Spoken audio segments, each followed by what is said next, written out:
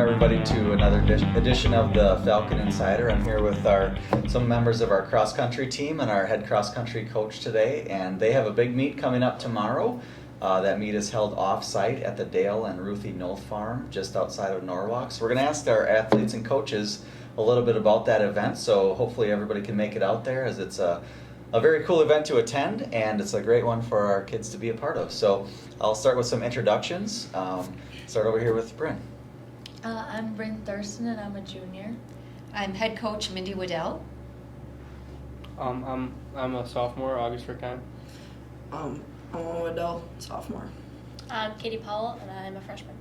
Awesome. So with a lot of our construction projects that we have going on here at the school, actually the past 2 years, they started a kind of a new tradition of running our cross-country meet known as the Lloyd Levy Lethe meet, which is a huge meet for our area, and that went off-site to their farm last year.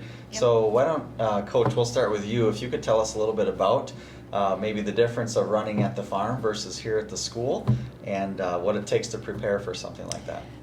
So traditionally when we used to host here at the school, our school grounds offered a lot of hills, and I really wanted to keep that tradition going when we had to find a new venue moving into last year. And the Dale and Ruthie Noth were very, very gracious in offering up us to use their land. And actually, it was always a dream of theirs to host a cross-country meet. So it was a win-win for both parties. Their course does offer some decent-sized hills. It is very spectator-friendly, and it is just a beautiful course to run on. Very different from the golf courses that we are used to running on all season. So that's a very unique aspect to our course as well. Awesome. So as far as the space itself, and their farm is located right outside of Norwalk on County T, and then you take a left on, I can't think of the name of that road. Anyway, if you go down T, you'll find it. You won't miss it, and it's right there on the left.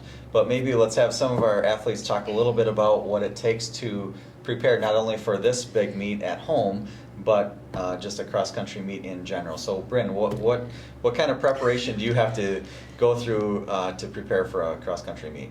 Well, the beginning of the season is always the hardest to start with the harder workouts, and even last week we had some more difficult workouts and just working the hills to practice for a hillier course that we're not as used to. But the Noth Farm is very hilly, so it's a little bit more of a challenge than the golf courses that we even ran on last week. But yeah, it's just a lot of training and dedication to get used to. Awesome. And I'm going to ask our guy runners here, Augie and Owen. And if you didn't know, Owen is the son of our head coach, Mindy Waddell.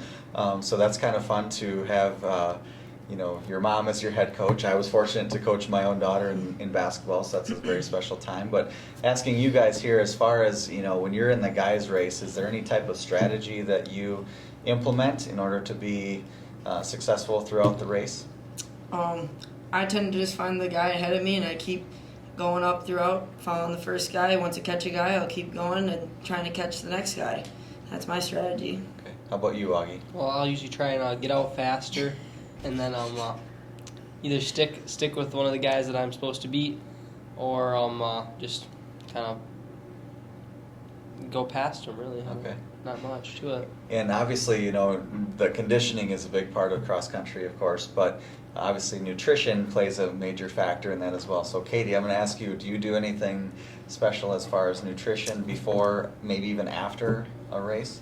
So before meets, the night before, we have spaghetti suppers as a team, and the carbohydrates help with the energy, and then also drinking lots of water so you don't pass out.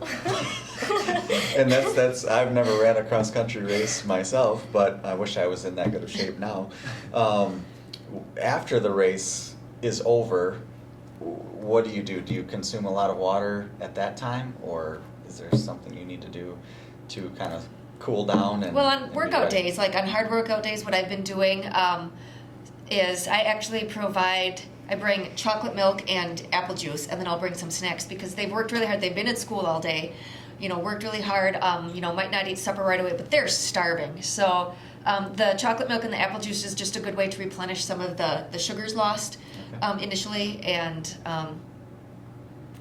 it's just a fun thing, and they look forward to it. After a hard workout, it's something to look forward to. Awesome.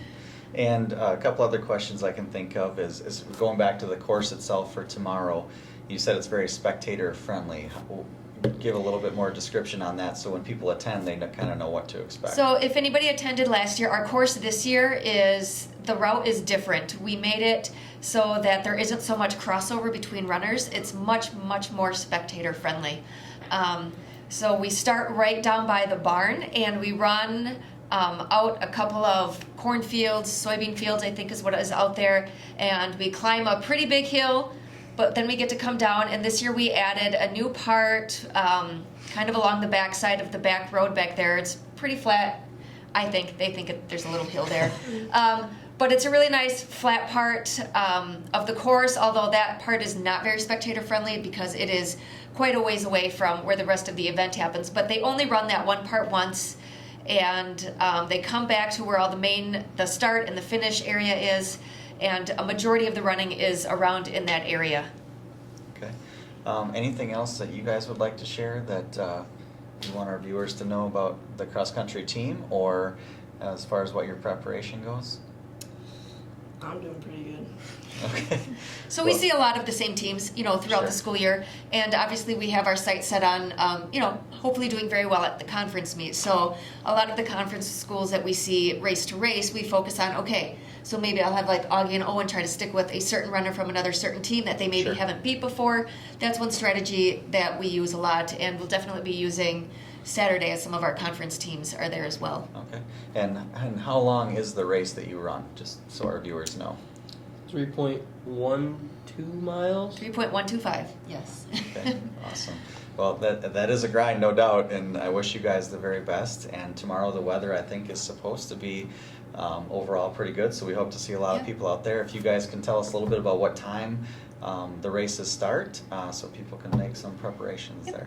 The varsity girls have the first race at 9 o'clock, followed by the varsity and JV boys at 9:45, and then junior high girls race, I think, at 10:30, with the junior high boys following at 11 o'clock. We do have an open race that a lot of people like to come and run. Spectators, that's just the junior high course, so like a little under 2 miles, and that's usually run at about 11:30. Okay, and there's concessions, I'm sure. FFA is providing concessions this year, as they did last year. Yeah. Awesome. Well, thank you guys for coming out and kind of sharing some things about the cross-country team. We wish you the very, very best for tomorrow at your home meet, and we'll be cheering for you. So we hope to see other people out there as well at the North Farm, just outside of Norwalk on County T. And it should be a really fun time. The weather's going to be great. So good luck to all of you, and not only tomorrow, but the rest of the season. So Thank you. Thank you. see you next time on the Falcon Insider.